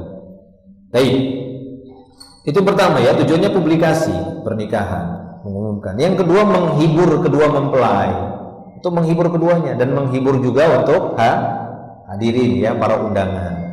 Hal tersebut berdasarkan hadis yang diriwayatkan dari Muhammad bin Hatib bahwa Rasulullah SAW bersabda, "Faslu ma bainal halal wal haram ad-duffu was-sautu fin nikah." Pemisah antara perkara halal dan haram saat pesta pernikahan adalah ya pukulan rebana serta saut, suara nyanyian. Nah, gitu ya. Jadi sambil dipukul sambil nyanyi dia. Nyanyi dia, boleh. Ya. Walaupun alat musik itu dilarang oleh Nabi asalnya ya, dilarang kan itu kan. Ada hadisnya yang diriwayatkan Imam Bukhari yang banyak ditentang sebagian orang, padahal diriwayatkan Imam Bukhari, la yakunanna min ummati aqwamun yastahilluna al-hirra wal harira wal khamra wal ma'azif. Akan muncul nanti di tengah-tengah umatku orang-orang yang menghalalkan kembali zina. Hir itu zina, menghalalkan kemaluan wanita, menghalalkan sutra, menghalalkan khamar, dan menghalalkan alat musik. Nah, itu dia. Muncul nanti tengah umatku yang menghalalkan ini. Dihalalkan lagi kemaluan wanita itu zina, dihalalkan lagi sutra, dia halalkan nggak apa-apa itu sutra, nggak apa-apa itu berzina, boleh saja, ya nggak apa-apa itu khamar, ya, atau nggak apa-apa itu ya alat-alat musik. Atau walaupun mereka nggak terang-terangan, kadang dirubah namanya, dikasih nama yang lainnya, bukan lagi zina, untuk menghalalkan zina kata mereka, oh enggak, itu kupu-kupu malam, ya, oh itu PSK. Apa PSK itu, lupa lagi. Penjual, pekerja ya, bukan penjual ya, pekerja seks komersial, kan begitu kan, pakai istilah-istilah yang lain. Oh itu kupu-kupu malam. Begitu juga ya, sutra, bukan lagi dikatakan sutra, oh itu pakaian itu pakaian resmi, itu pakaian resmi atau apa kan begitu ya. Itu tuh kan pakaian resmi aja kan begitu. Atau khamar kata mereka, oh itu bukan khamar, karena topi miring. Ini kan enggak serem lagi kan, topi miring gitu ya. Ya begitu juga, bukan musik, oh itu musik Islami katanya, gitu kan. Ya ada saja. Ya begitulah syaitan menggelincirkan sesuatu yang udah jelas haram di dalam Islam, sama syaitan itu digelincirkan pakai bahasa, istilah-istilah ya yang meragukan keharaman dari asalnya. Baik. Ya, jadi ini dibolehkan. Ini pengecualian pada waktu walimatul urs, ini dibolehkan. Dan tabuhan rebana dan nyanyian ini dimainkan oleh gadis-gadis kecil. Nah itu dia ya. Jadi anak-anak kecil maksudnya, jariyah. Juga berdasarkan hadis dari Aisyah radhiyallahu anha, dia pernah mengantar mempelai wanita ke tempat mempelai pria dari kalangan Ansor. Lalu Rasulullah SAW bersabda, ya Aisyah, maka nama akum lahun, wahai Aisyah, ada nggak yang bisa menghibur di antara kalian? Fa innal ansor yu'jibuhumul lahu, karena orang-orang Ansor itu suka dengan hiburan, suka dengan permainan. Ya.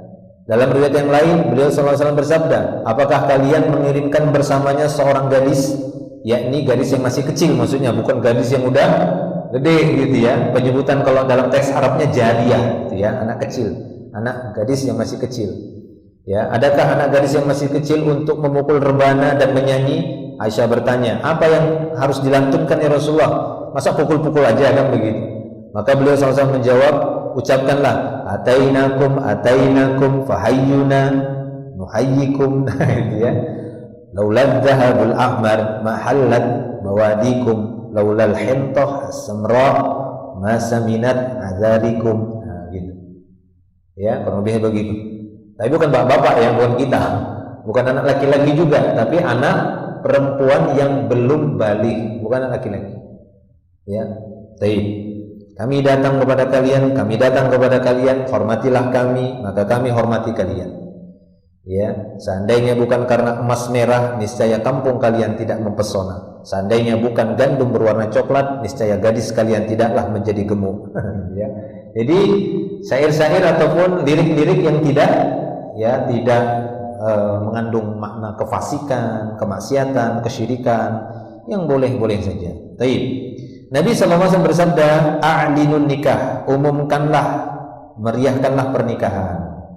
Baik. Malam pertama. Oh sudah, cukuplah sampai sini dulu. Itu walimah ya, tentang walimah dari diakhiri disunahkannya untuk menabuh rebana ya, dengan catatan itu tadi ya, bahwasanya bukan yang memainkan itu anak-anak, gadis ya, wanita yang masih kecil belum baligh.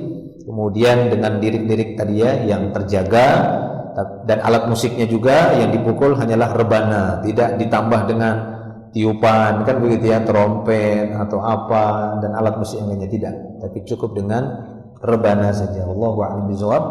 Untuk yang E nanti kita lanjutkan lagi insyaallah. Tadi kita membahas yang D sampai selesai, yang E nanti kita lanjut di pertemuan berikutnya tentang pembahasan malam pertama dan adab bersenggama. Wallahu a'lam bishawab. Ada yang bertanya, silahkan, fadhil.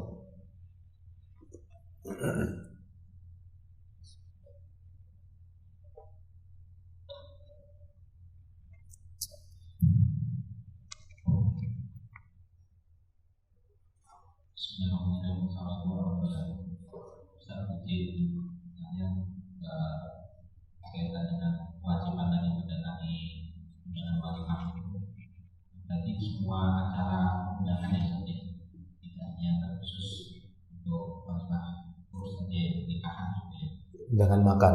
Ya, undangan makan itu berarti aslinya. Nah, itu apakah undangan secara langsung atau secara umum juga Ustaz? Sekarang kan eranya kan kepada keluarga artis ya, atau kepada wali santri atau wali taswa itu ya, tidak terkhusus ya. Nah, itu apakah juga termasuk ya? Yang ada mungkin kita tidak pernah juga karena sifatnya undangan umum gitu ya, atau memang hanya terkhusus saja kepada bapak ini gitu ya, itu memang terkhusus pada diri. Yang pertama. Yang kedua terkait tadi ketika kita sudah tahu bahwa akan diundang, sementara itu jatuh di hari mungkin kita biasa melakukan puasa sunnah gitu ya. Kita tahu undangannya di Senin, harinya di Kamis ya. Nah, itu sebaiknya kita tetap meniatkan puasa dulu, atau karena kita sudah tahu diundang ya kita tahu saja puasa. Terima kasih. Assalamualaikum warahmatullahi wabarakatuh. Iya, masalah menunjukkan undangan itu memang sebaiknya sahibul hajat atau sahibul walimah ya, atau sahibul ta'am lebih lebih akurat lah begitu ya, pakai bahasa-bahasa undangan yang memang lebih akurat, tertuju kepada siapa gitu ya, supaya tidak membuat ambigu juga, membuat kebingungan orang yang diundang. Tapi kalau sekiranya memang yang dia maksud itu secara keseluruhan, maka ini berlaku pada keseluruhan. Misal contoh, undangan untuk RT 7, maka seluruh RT 7 itu wajib Kecuali tadi uzur-uzur gitu ya, itu wajib untuk memenuhi undangan. Berarti kan sahibul hajat udah mempersiapkan makanan untuk satu RT tadi. Dia udah menghitung itu, udah memperkirakan, kan begitu. Dan itu kan husnuzan kita. Jaranglah kita dapati ada ngundang satu RT atau ngundang wali, misalnya dalam sekolah saya mengundang anaknya mungkin di kelas 6 lah, kan begitu ya, anaknya kelas 6. Kemudian karena ini udah mau hampir lulus, sebelum berpisah kan begitu kan, undang makan-makan lah ke rumah. Ya, diundang semua wali murid kan begitu ya, sekaligus wali wali murid lah gitu ya, wali murid khusus kelas 6. Saya undang hari ini untuk makan-makan di rumah, ya maka berlaku untuk semuanya. Ya, ketika memang ditujukan untuk umum tapi terbatas kan begitu ya. Umum dalam artian dia tidak menyebutkan orang per orang. Mungkin dia tidak mau repot, tapi dia sudah mengetahui jumlahnya, maka wajib bagi secara keseluruhan itu. Ya. Kadang kan ada yang tidak mau repot gitu ya, tidak mau repot karena dia sebuah komunitas gitu ya. Lebih jelas sudah diundang aja komunitas itu dan sudah ditanyakan berapa jumlahnya semuanya, perkiraan sekian orang. Lalu dia menyiapkan makanan dengan sejumlah itu, maka semua orang yang ada dalam komunitas atau grup itu atau dalam satu RT tadi misalnya wajib untuk memenuhi undangan tersebut. Allahu a'lam bishawab. Tapi memang kalau lebih ahsannya itu tadi, jika dia mampu ditujukan kepada orang per orang. Nah gitu ya, itu lebih bagus lagi. Kalau misalnya kita dengan media sosial saat ini, ya itu kan bisa dengan istilah kita japri kan begitu ya. Di japri, kemudian dia buatkan format yang sederhana, saya undang makan hari ini jam sekian ya, dari jam sekian sampai jam sekian dah. Kemudian dia satu persatu dia japri. Tapi kalau nggak mau repot ya sudah, di grup itu secara khusus dia undang semuanya, maka berlaku bagi semuanya. Wajib bagi semua yang ada dalam grup atau komunitas tadi untuk menjawab undangan. Demikian, Allahu a'lam. Kemudian pertanyaan yang kedua, apa tadi berkaitan dengan puasa tadi ya. Orang yang diundang sementara dia sedang berpuasa, apakah dia meniatkan ya membatalkan puasa itu dari awal dia mengetahui undangan tadi, atau nanti saja ketika dia mau makan kan begitu ya, ketika dia mau mengkonsumsi atau menjawab undangan tadi. Nah ini dilihat kondisi dan ya sejauh ingatan dia. Kadang kan ada orang-orang yang mengundang itu sudah jauh-jauh hari, lalu dia terlupa undangan itu ternyata di hari dia memang biasa puasa, ya kan? Nah ketika dia teringat saat dia sedang berpuasa, atau dia ketika tahu ada undangan itu saat dia sedang berpuasa, maka tetap dia pertahankan puasa itu. Nanti kalau misalnya dia ingin membatalkan atau ingin makan itu nanti saat dia memang ingin makan. Ya, kenapa? Karena itu tadi yang menjadi alasannya itu kan saat menjawab undangan, saat hadir, bukan jauh-jauh jamnya begitu ya. Saat dia hadir tadi. Jadi biarkan dia tetap bertahan dengan puasanya supaya dia tetap mendapatkan pahala puasa tadi. Dan sekiranya nanti benar-benar dia batalkan, itu insya Allah dia tetap mendapatkan pahala puasa. Karena yang menjadi sebab pembatalan puasa sunnahnya itu karena dalil juga, ya gitu ya. Karena seperti tadi saya contohkan, seorang yang melakukan sholat sunnah, lalu ada sebab-sebab syar'i yang menyebabkan dia harus membatalkan sholat sunnahnya, maka dia tetap mendapatkan pahala dari sholat sunnahnya tersebut. Ini pendapat yang lebih tepat insya Allah. Nah demikian juga tadi orang yang berpuasa, maka hendaknya dia tetap mempertahankan puasanya. Nanti ketika dia sudah benar-benar ya di waktu hendak mendatangi pesta tadi, walimah tadi, saat itulah dia, kalau memang dia hanya ingin mendoakan saja dia doakan, tapi ketika dia ingin makan di situ, ya sudah dia langsung makan dan itu tidak ada dosa dan dia tetap mendapatkan pahala dari puasanya insyaallah. Wallahu a'lam bishawab.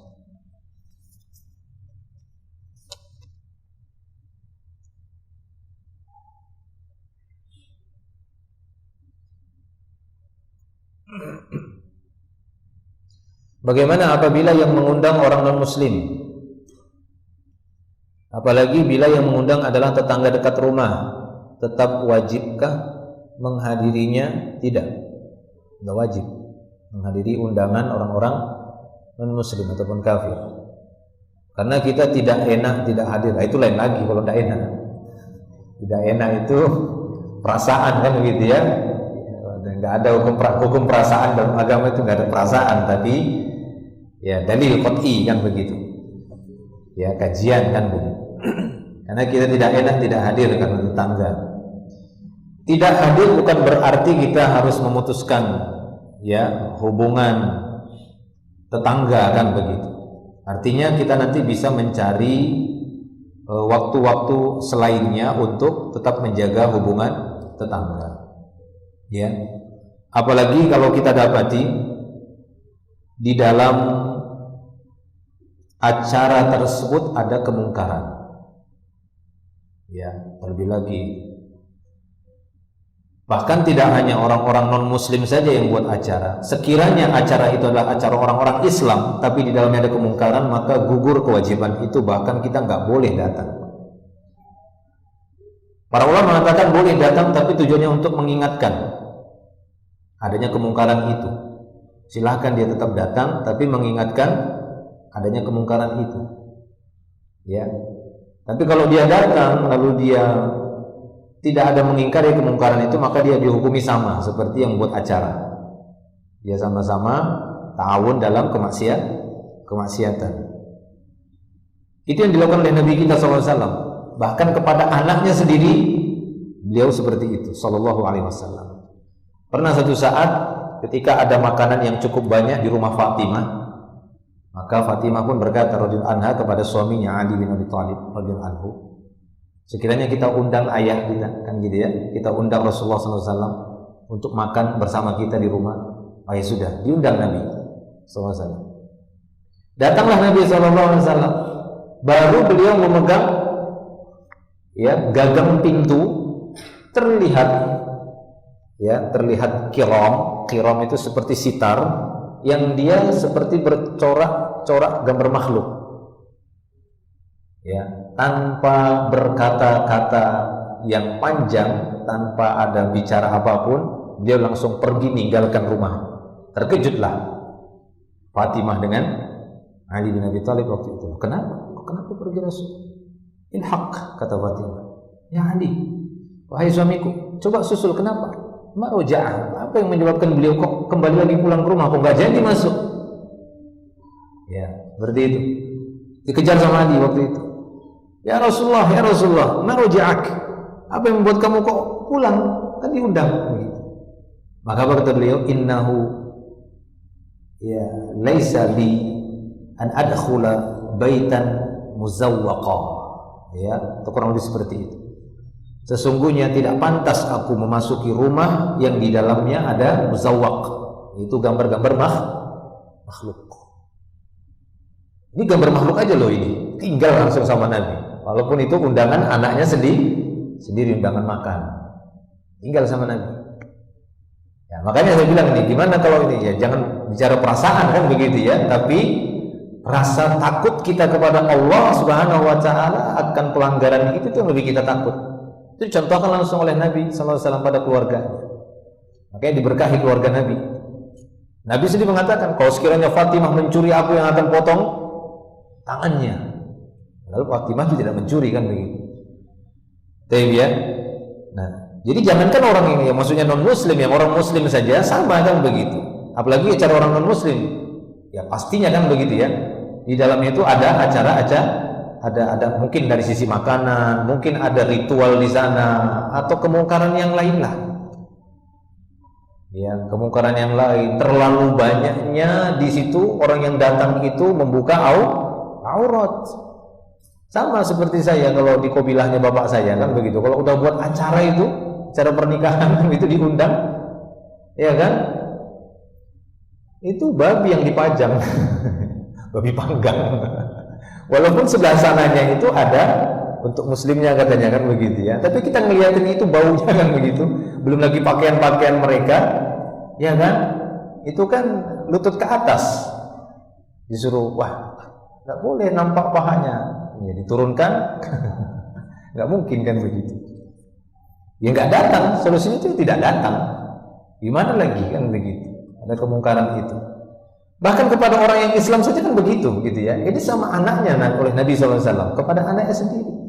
Makanya di situ kata para ulama, sekiranya kedatangan kita ke tempat walimah tadi, undangan makan-makan tadi yang ada kemungkaran, kita bisa mengingkari kemungkarannya, datanglah. Ya, lalu ingkari kemungkaran tadi. Tapi sekiranya kita nggak mampu, maka jangan mendatanginya. Bahkan sudah gugur kewajiban, jangan benturkan lagi. Oh, wajib loh memenuhi undangan kata Ustaz.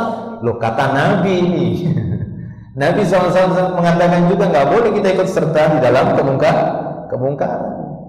Udah gugur di sisi Allah, kita nggak berdosa, justru kita tambah dosa kalau di situ.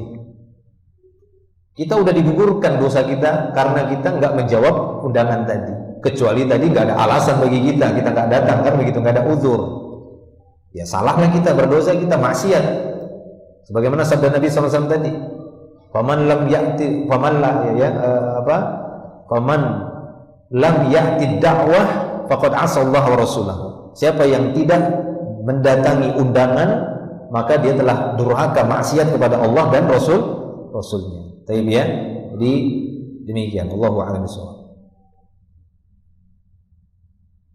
Terkait undangan bila kita membawa anak, namun izinnya saat kita sudah di tempat undangan, padahal bisa jadi tuan rumah pasti mengiyakan saja. Bisakah seperti itu, Ustaz? Ya bisa saja. Bisa saja kan. Biasanya kan kalau kita pertama datang itu kan ketemu sama sahibul hajat kan gitu ya, sahibul bait atau sahibul walimah. Kan pertama kali kita datang kan nggak langsung makan. Saya biasanya sih begitu. Ya, ketika saya pertama kali datang saya ingin temui dulu orangnya kan begitu, temui dulu sahibul hajatnya. Jangan-jangan salah orang kan begitu, salah makan nanti kita. Karena saya punya pengalaman teman saya yang begitu kan gitu kan. Jadi kalau saya datang itu saya pastikan ini sahibul hajatnya mana. Oh di sana. Saya tunggu, saya datang ya Pak. Oh iya kan dia kenal. Ya baru kita sampaikan, Pak saya ini bawa pasukan. Ya, karena di situ mungkin ditulis cuma Pak Rofi'i saja kan begitu. Saya bawa anak sama istri. Oh nggak apa-apa Ustaz, silakan dimakan, disantap. Ini untuk ya keluarga juga nggak apa-apa. Ya udah selesaikan begitu kan. Yang penting dia tahu. Ya, nggak apa-apa. Setelah situ nggak harus sebelum kita datang. Pas di situ juga apa-apa. Cuma ketika kita di situ dia mengatakan, oh jangan bapak saja katanya. Udah suruh minggir dulu anak kita. Nah ini ada uang 50.000 jajan ya sebelah sana gitu ya. Ya kan begitu, nggak apa-apa kalau suruh jajan di sana. Allahu a'lam bishawab.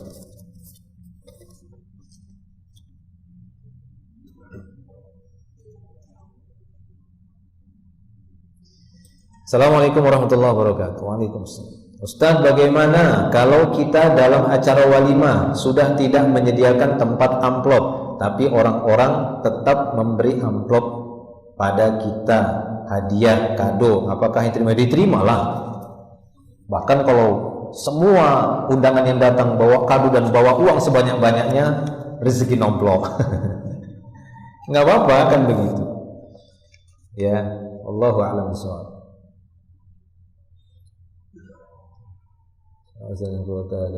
Semoga Ustaz dan keluarga dan tim kajian senantiasa dalam lindungan Allah, amin. Allahumma amin. Ustaz mau menanyakan, ketika diundang jamuan makan misal walimatul urs, nggak ada iye-nya, kebiasaannya urs nggak ada iye-nya, itu nanti dibaca urs. Salah ya, urs sa biasa, s saja. Kalau mau ditulis tulisan Indonesia ada koma u r s. Kita harus ya diqqah, kita seorang Islam itu harus teliti, apalagi berkenaan dengan translate bahasa Arab ya. Harus teliti kita, harus dobit ya. Harus akurat gitu loh. Dalam hal dunia kita akurat, dalam hal yang berkaitan dengan agama pun harus akurat gitu ya. Usahakan. Karena kita adalah kaum yang harusnya cerdas ya, pintar. Walimatul urs ataupun akikah. Nah, akikah itu betul pakai Q karena qaf. Dan saya sedang berpuasa, bolehkah saya tetap melanjutkan puasa saya dengan tetap menghadiri undangan tadi? Tadi udah kita bahas. Ya, boleh. Tetap kita datang, kita izin, saya lagi puasa gitu ya. Lalu kita doakan gitu. Cuma terkadang ya itu tadi ya.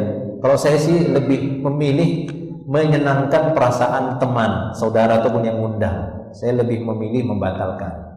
Walaupun boleh saja dia tetap puasa. Tapi ya itu tadi ya, menjaga perasaan saudara itu ada juga penunjukannya. Sama tadi perbuatan Nabi.